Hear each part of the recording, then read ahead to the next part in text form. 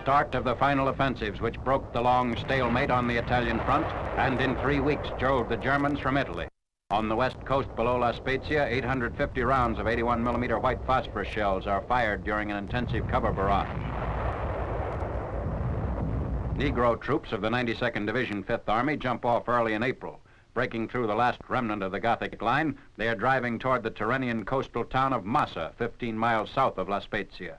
The route of the push parallels Highway number 1. In direct support of the infantry are elements of a Negro light tank battalion.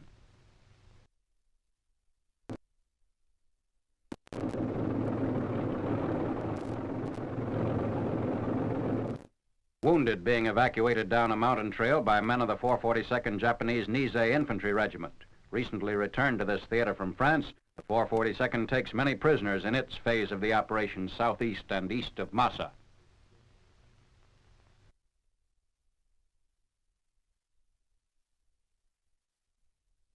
Mopping up continues in the face of German resistance, which intensifies as we draw closer to Massa. Enemy shellings are countered by our fire from Tank 75s.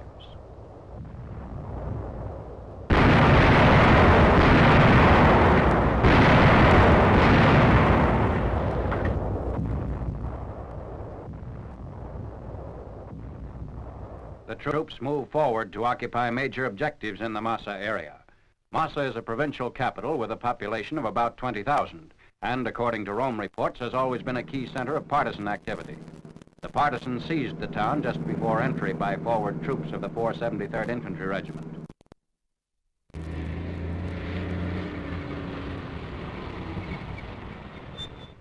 The partisans pose with one of their leaders.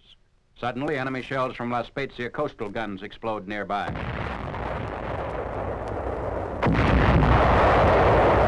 A partisan crawls to the shelter of an aid station. Others more seriously wounded have to be carried across the courtyard.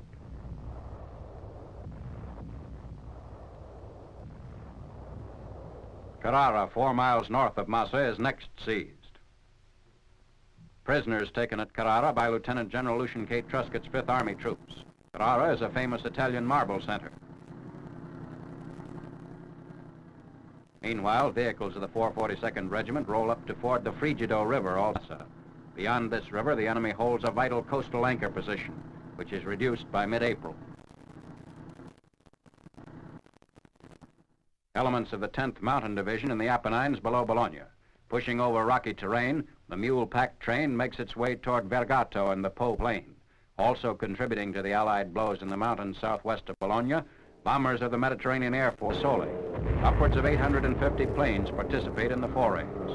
Fire bombs from thunderbolts helped soften up enemy installations prior to the advance by ground forces.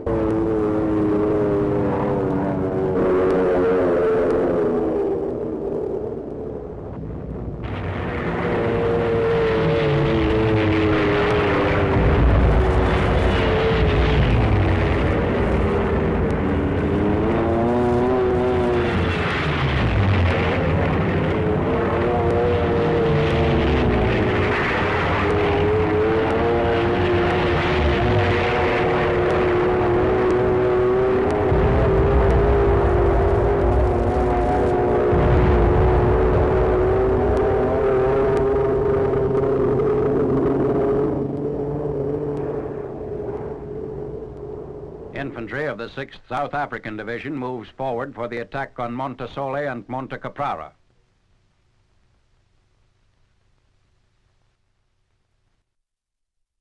Field Marshal Alexander described the offensive as the last battle for Italy.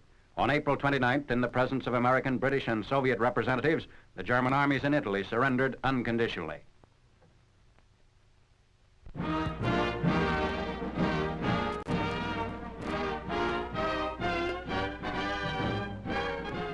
A series of service stations like those on U.S. highways has been set up by a medium auto maintenance ordnance company to care for the increasing automotive traffic on the main 7th Army supply route.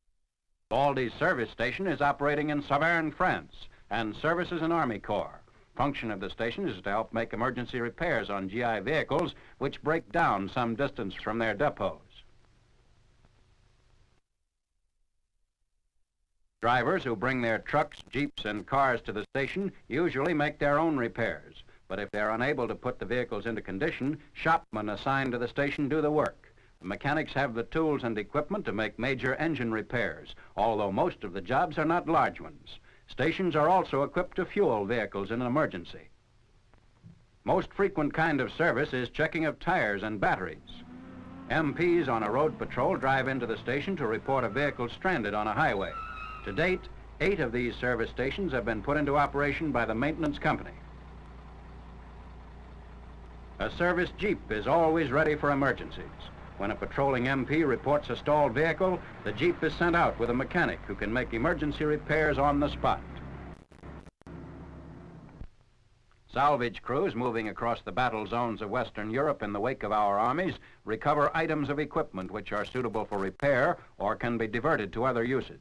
Increasing quantities of materiel are being saved from complete spoilage by prompt removal from the field to quartermaster and ordnance depots.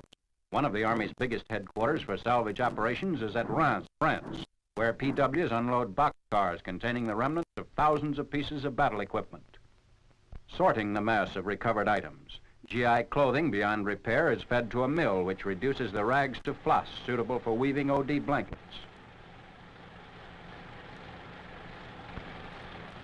Prisoners dismantle a B-26 fuselage for conversion of its aluminum to other uses. In this case, the scrap metal is pressed into mess trays by French workmen. 1,000 trays are turned out daily.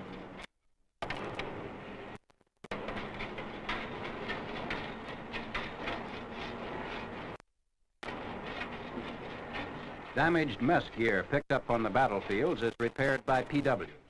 This shop has turned out as many as 6,000 items a day.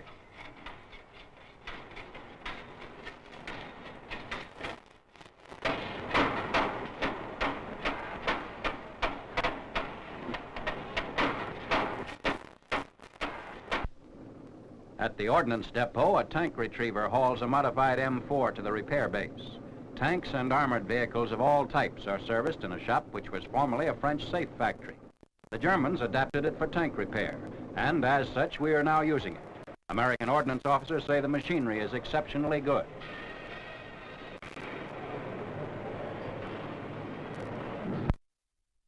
Wreckage of the Krupp Armament Works.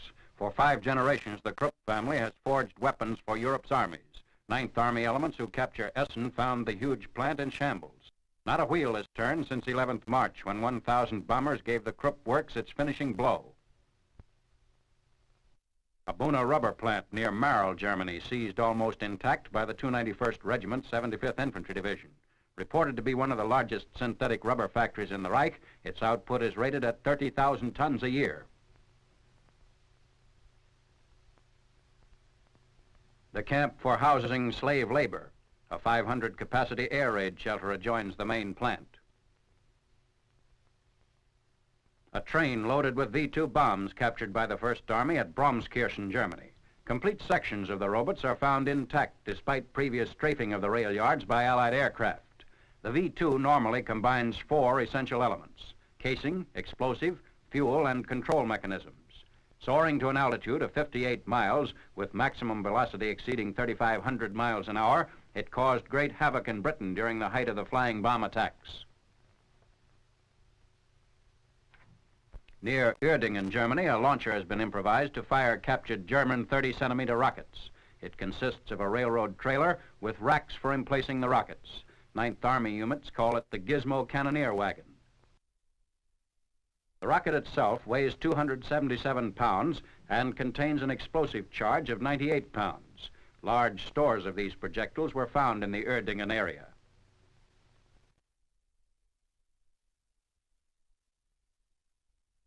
The rockets are packed in 53-inch crates.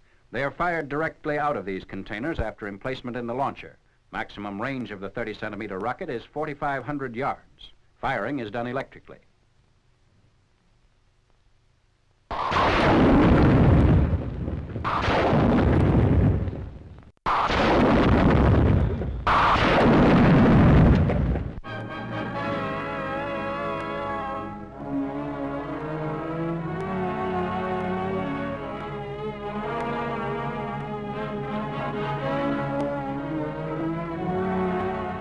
Further problems of supply in the China theater of operation. Regular freight train running between Kunming and Jiangyi, China, arriving at the Jiangyi railhead. At Jiangyi, the supplies hauled over the railroad are transferred to trucks. Many of the Chinese commercial trucks use charcoal as fuel. A graveyard of trucks. Most of the vehicles are old models which were replaced by new trucks coming in over the Lido Road.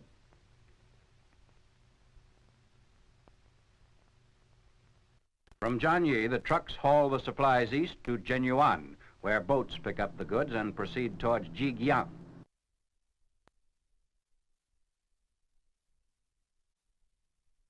Convoys are still made up of every type of vehicle available. The old trucks now haul soldiers, while the new models carry the supplies.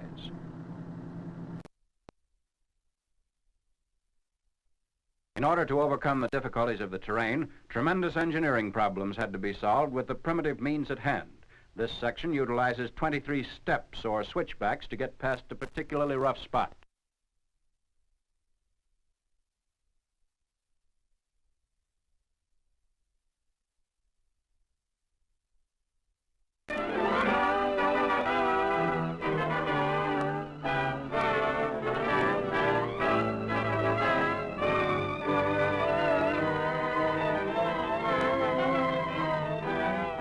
Hill 604 under attack by troops of the 32nd Division fighting southeast of Baguio, Luzon Island.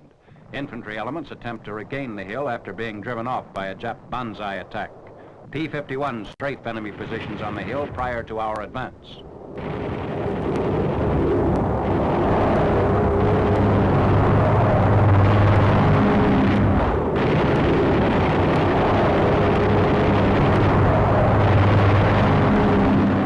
Following the strafing, an assault platoon moves up the hill to attack Japs entrenched in foxholes and dugouts.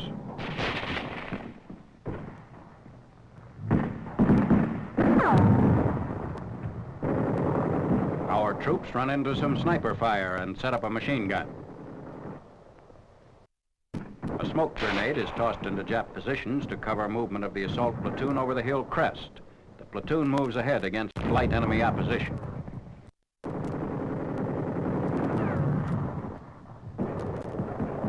Riflemen wipe out remaining Jap resistance.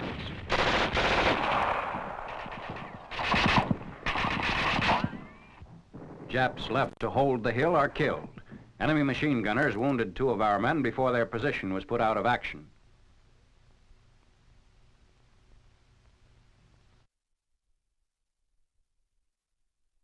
Medics and native Filipinos carry the wounded down from Hill 604. Trapped by heavy machine gun fire in their initial attack on the hill, our infantry suffered heavy casualties.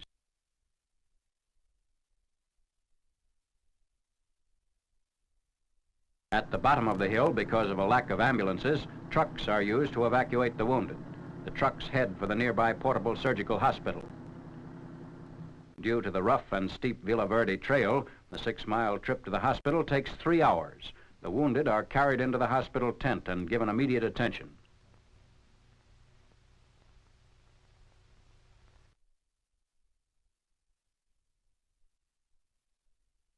More serious cases are removed as soon as possible from the tent and driven by ambulance to a nearby airstrip.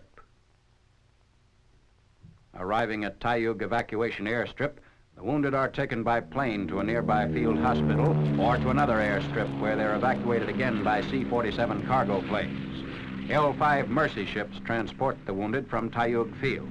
These planes make the 30-mile trip to the C-47 strip in 30 minutes. The L-5s leave their passengers at Rosales Evacuation Strip, where they're turned over to the 409th Medical Collecting Group. Sometimes the patients are transferred immediately from the L-5 to a waiting C-47. If no C-47 is at the field, the wounded are temporarily housed in a hospital tent. Later, they're loaded on the transport planes and flown to a base hospital.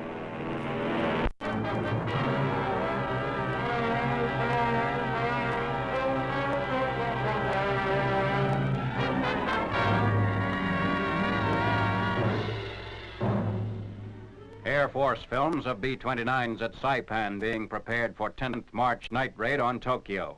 40 bombs of the M18E28 incendiary type are loaded on each plane.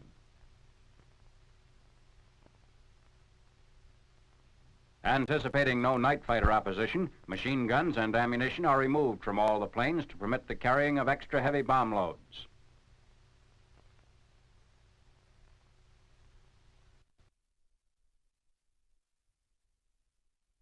Objective of the gunless mission is to continue firebombing of the target.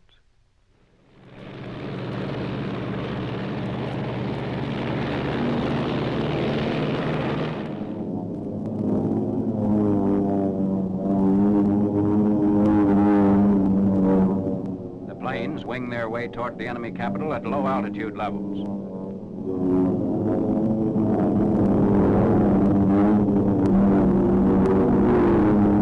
A searchlight on the Japanese mainland seeking out our planes is caught by a camera fixed in the tail of a superfort.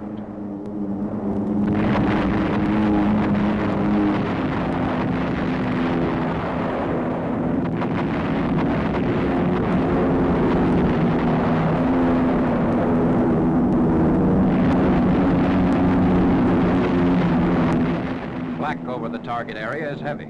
But as expected, no night fighters rise to intercept the B-29s.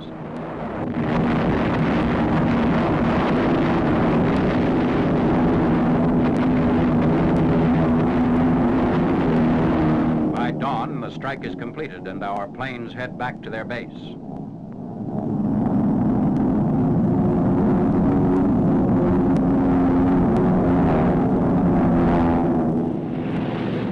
First B-29 arrives at Saipan.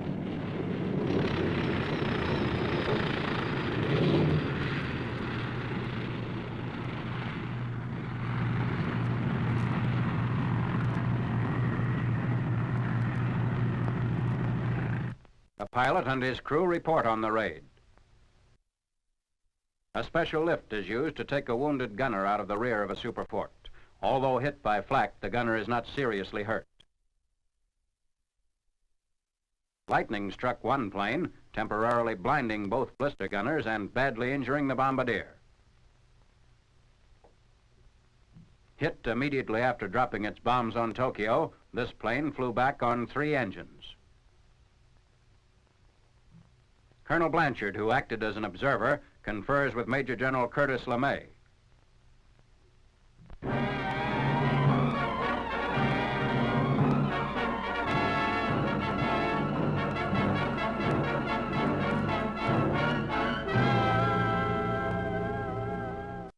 Tanks move up a road on Okinawa as troops of the 24th Army Corps push forward against strongly held enemy positions in the southern part of the island. Jap emplacements in hillside caves and ridges are pounded by heavy mortar, tank, and artillery fire.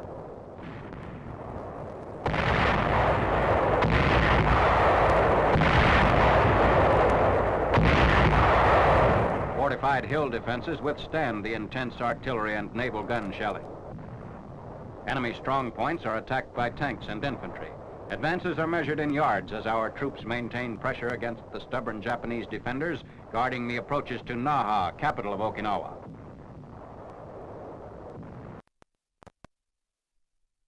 One of our tanks knocked out by enemy shell fire. Elements of the 7th, 27th, and 96th Divisions attempt to break through the enemy's outer defense line extending across the island north of the Mashinato to the Yonabaru airstrip.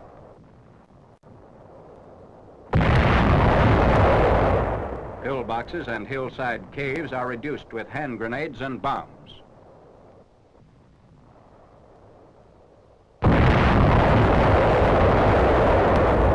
Questioning a Jap prisoner, the first enemy soldier taken by troops of the 96th Division.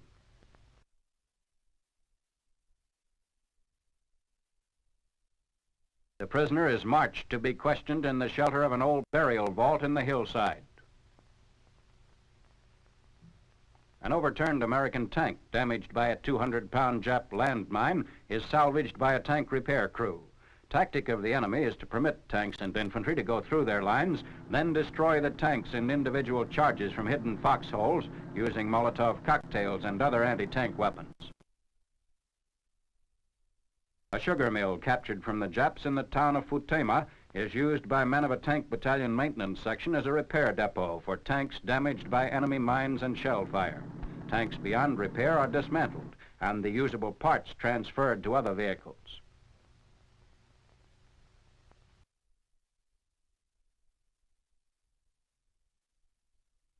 A new type of Jap anti-tank mine and the hand grenades which are part of it. The mine is charged with picric acid and is set off by pulling the fuse of the grenade detonator.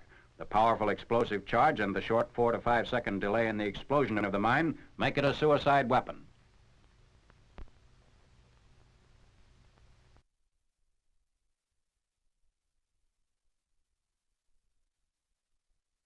Lieutenant General Simon B. Buckner, Jr., commanding the combined Army, Navy, Air, and Marine units comprising the 10th Army, talks with airmen as plans are made to step up air strikes against the enemy.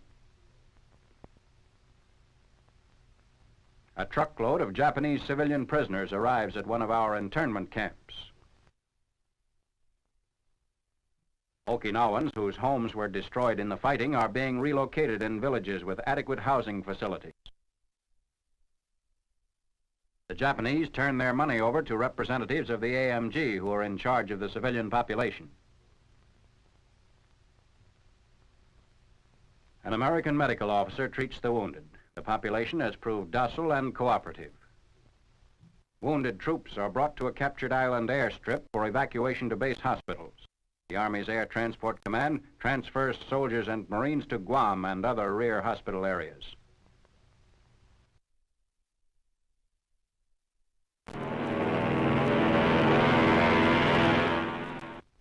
An island water purification system is set up by our troops. Health conditions on Okinawa are much better than had been expected, but the presence of liver flukes in the salt and fresh waters makes it necessary to use such a purification system.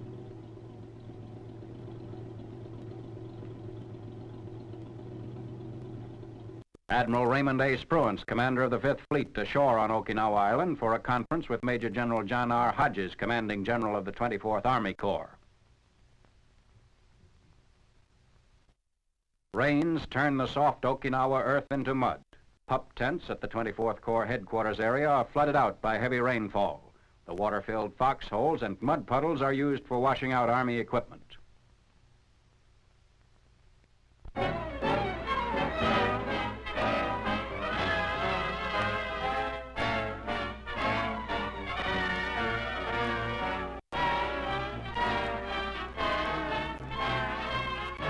Navy films of operations against Japanese fleet units, aircraft, and base facilities around the inland sea. Planes from Vice Admiral Mark A. Mitchell's Pest Carrier Task Force strafe shipping at the great naval base of Kure on Honshu Island, north of Okinawa.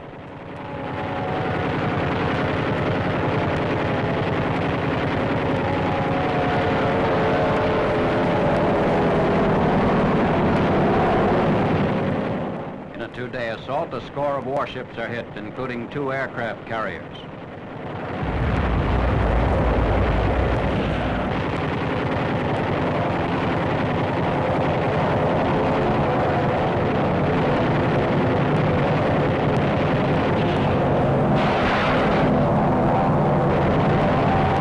The planes shift to ground objectives, including industrial targets.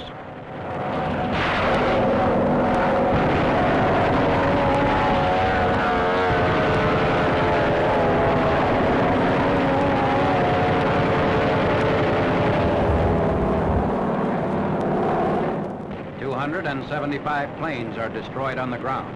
The carrier strikes are followed by superport raids over the same area south of Tokyo.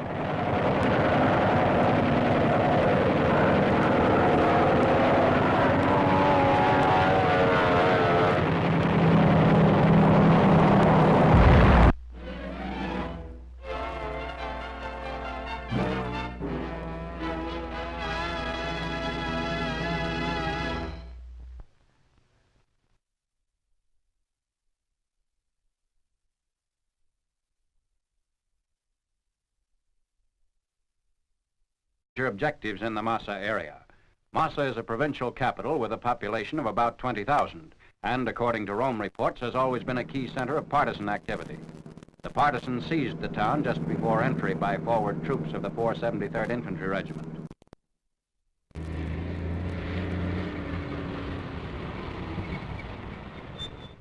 The partisans pose with one of their leaders. Suddenly, enemy shells from La Spezia coastal guns explode nearby.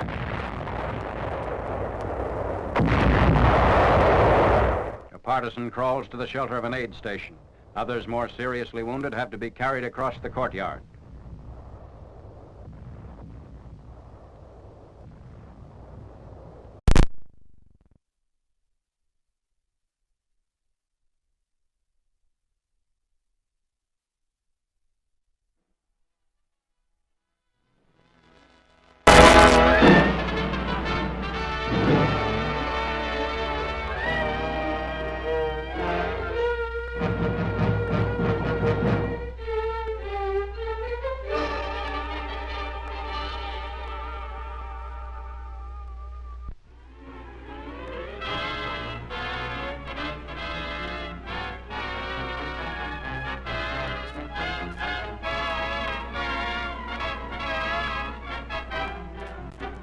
The start of the final offensives which broke the long stalemate on the Italian front and in 3 weeks drove the Germans from Italy.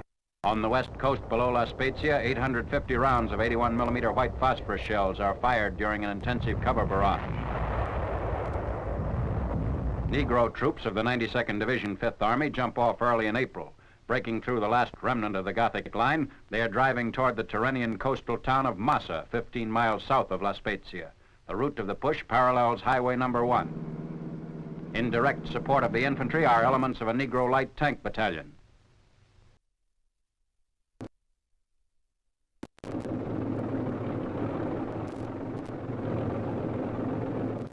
Wounded being evacuated down Carrara, 4 miles north of Massa, is next seized. Prisoners taken at Carrara by Lieutenant General Lucian K. Truscott's 5th Army troops. Carrara is a famous Italian marble center. Meanwhile, vehicles of the 442nd Regiment roll up to ford the Frigido River also.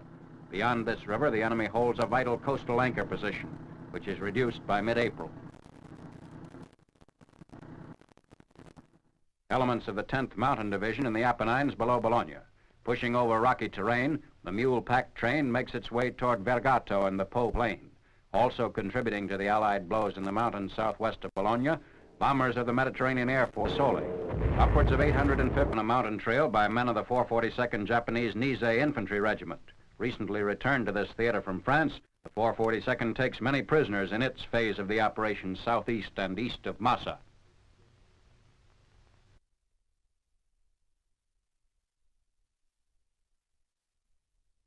Mopping up continues in the face of German resistance, which intensifies as we draw closer to Massa.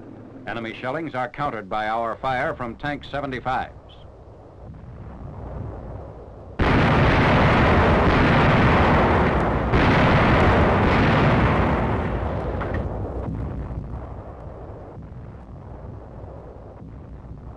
The troops move forward to occupy major